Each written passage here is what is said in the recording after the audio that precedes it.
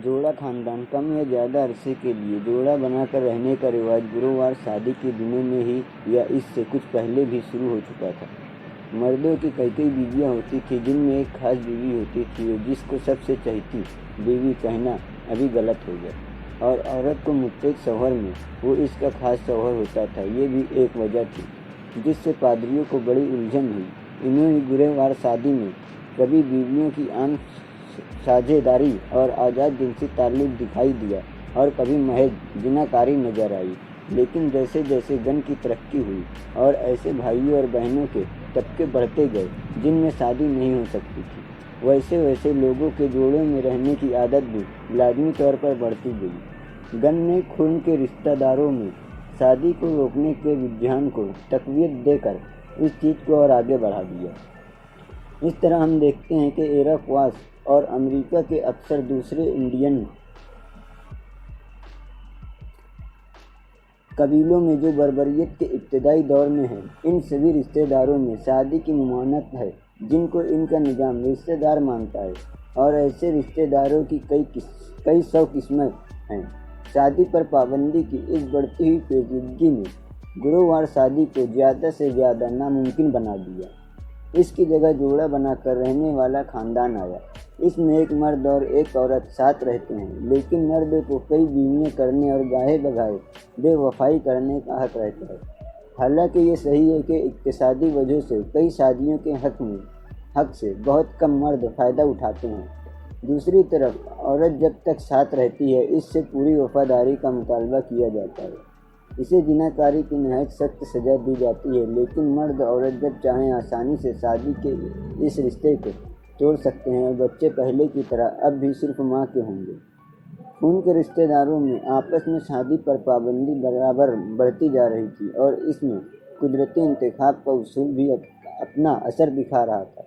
Morgan के लफ्ज़ों में गैर सबूतरी गनों में शादी की वजह से जिस्मानी और ज़हनी एतबार से ज़्यादा तनोमंद और कवी नस्ल पैदा हुई। जब दो तरक्की पजीर कबीले मिलकर एक होते हैं तो एक नई खोपड़ी और दिमाग की नस्ल नुमा होती है, जिसकी लंबाई और चौड़ाई दोनों की सलाहियत के बराबर होती है। चुनांचा गन की बुनियाद पर जो कबीले कायम हुए, इन्होंने अपने से ज़्यादा पसमानदा कबीलों पर फौकियत हासिल कर ली। ये अपनी मिसाल के जोर से इन्हें अपने नक्श कदम पर चलने के लिए मजबूर कर दिया। गर्ज के माक़बल तारीख़ी ज़माने में ख़ानदान के इर्तिका की सूरत ये थी कि वो दायरा जिसके अंदर मर्द और औरत को आपस में शादी करने की आज़ादी थी, रोज़ बरोज़ महदूद होता जा रहा था। शुरू में पूरा कबीला इस दायरे में आ जाता था, लेकिन आगे चलकर पहले करीबी और फिर दूर के रिश्तेदार इस दायरे से निकाल दिए गए, और आखिर में तो वो लोग भी इस दायरे से खारिज कर दिए गए जिनसे महज शादी का रिश्ता था। यहाँ तक कि अमलन ही किस्म की गुरुवार शादी नामुमकिन हो गई, और आखिर में सिर्फ एक चीज़ रह गई, एक औरत और एक मर्द का जोड़ा बनाकर रहना। इनमें इस वक्त बहुत ही ढीला ढाला ताल्लुक़ होता था। ये गोया कि एक सालमिया रह गया, जिसके मुंतशिर होने पर सिरे से शादी ही मिट जाती है। इस एक बात से ये साबित हो जाती है कि जब एक दोस्ती की इब्तिदा हुई तो मौजूदा मफ़हूम में इनफरादी जिनसी मोहब्बत को इसमें कोई दखल नहीं था। इस दौर के लोगों का रवैया देखिए तो ये बात और भी पाया सबूत को पहुंच जाती है। ख़ानदान की पहली की शक्लों में मर्दों को कभी औरतों की कमी नहीं हुई थी, बल्कि ज़रूरत से ज़्यादा औरतें होती थी। लेकिन अब इसके बरअक्स औरतों की कमी हो गई है, इनकी जस्तजू होने लगी। इसलिए जोड़ा बनाने के रिवाज के साथ साथ औरतों को अगवा करने और उनको खरीदने का सिलसिला शुरू हुआ। ये बातें अपने से कहीं ज़्यादा गहरी तब्दीली का पता दे रही थी, लेकिन इस अलामत से ज़्यादा इनकी कोई अहमियत नहीं थी। लेकिन इन अलामतों को औरतों को हासिल करने के इन मुख्तलिफ तरीक़ों को स्कॉटलैंड के एक कठमुल्ला मैकलेनियन ने मुख्तलिफ किस्म के ख़ानदानों की हैसियत देकर, जिनको इसने अगवा के ज़रिए शादी और ख़रीद फरीक्त के ज़रिए शादी का नाम दिया। इसके अलावा अमेरिका के इंडियनों और कुछ और कबीलों में भी जो इर्तिका के इसी दौर में हैं, शादी तय करना इन दोनों फ़िरक़ैन का काम नहीं जिनकी शादी होती है, बल्कि इनकी राय तो अक्सर पूछी तक नहीं जाती। ये काम इन दोनों की माँओं का है। चुनांचे इस तरह اکثر ایسے لوگوں کی منگنی کر دی جاتی ہے جو ایک دوسرے کے لیے بالکل اجنبی ہوتے ہیں اور جنہیں اپنی شادی کی خبر اس وقت ہوتی ہے جب اس کے دن نزدیک آ جاتی ہے۔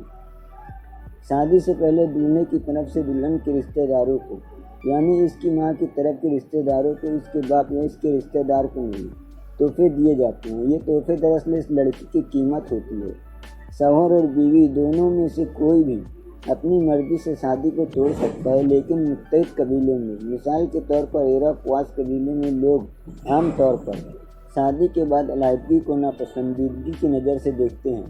اگر کسی بات پر جھگڑا ہوتا ہے تو گن کی بنیاد پر جو فریقین کے رشتہ دار ہوتے ہیں وہ بیچ بچاؤ کرتے اور دونوں کو پھر سے ملانے کی کوشش کرتے ہیں، اور جب ان کی کوشش میں کسی طرح کامیابی نہیں ہوتی تب کہیں شادی کا رشتہ ٹوٹ جاتا ہے۔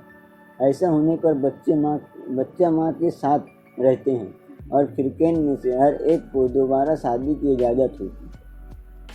جوڑا بنا کر رہنے والا خاندان اتنا کمزور اور غیر مستقل ہوتا تھا کہ الگ خانہ داری کی اس کو کوئی خاص ضرورت محسوس نہیں ہوئی۔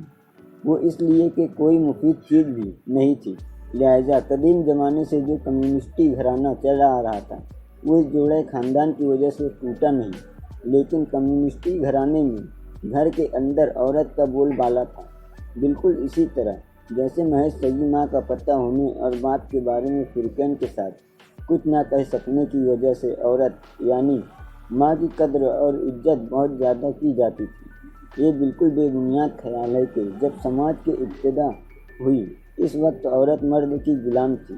یہ خیال ہمیں 18ویں صدی کے عہد روشن خیالی سے وراثت میں ملا ہے۔ عہد وسط اور عہد بربریت کے ابتدائی اور درمیانی دور کے اور ایک حد تک آخری دور کے لوگوں میں بھی عورتیں نہ صرف یہ کہ آزاد تھیں بلکہ ان کو ایک بڑی باعزت حیثیت حاصل تھی۔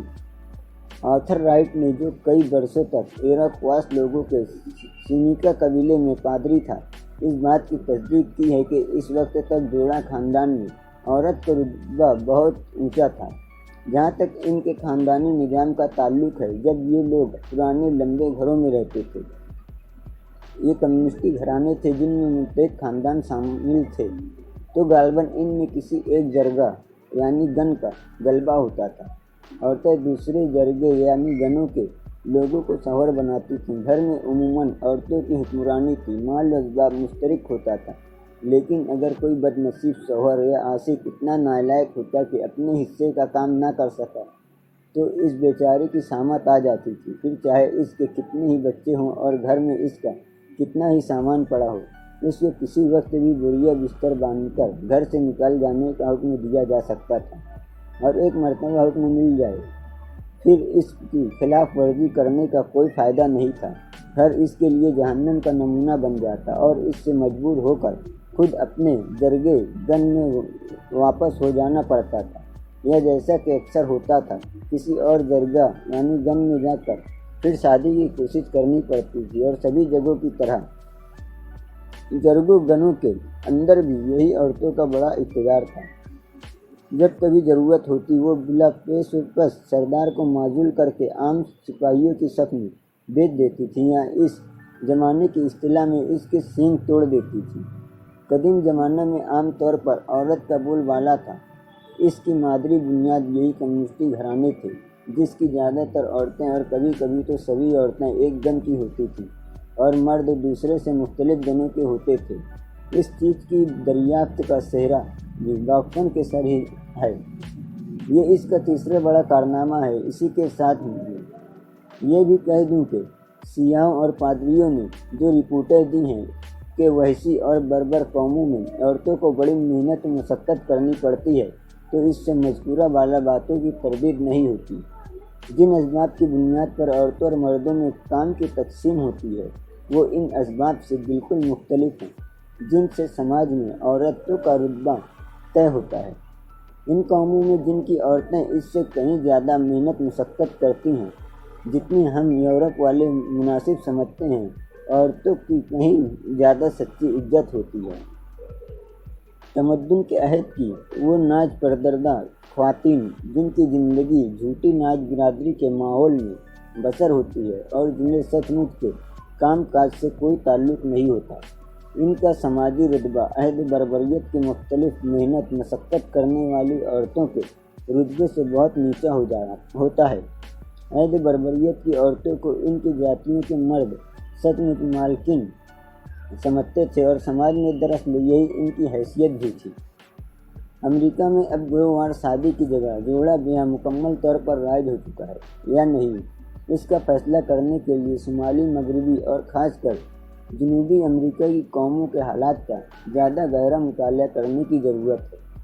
یہ سب قومیں ابھی تک عہد وحشت کے آخری دور میں ہیں۔ جنوبی امریکہ کی قوموں میں جنسی آزادی کی اتنی مثالیں ملتی ہیں کہ ان کو دیکھتے ہوئے ہم یہ نہیں کہہ سکتے کہ گروہوار شادی بالکل مٹ چکی ہے۔ اس کے سارے اثرات تو یقیناً نہیں مٹے ہیں۔ شمالی امریکہ کے کم سے کم 40 قبیلوں میں یہ رواج ہے کہ جو شخص کسی خاندان کی سب سے بڑی لڑکی سے شادی کرتا ہے اس کا حق سبھی بہنوں پر ہو جاتا ہے۔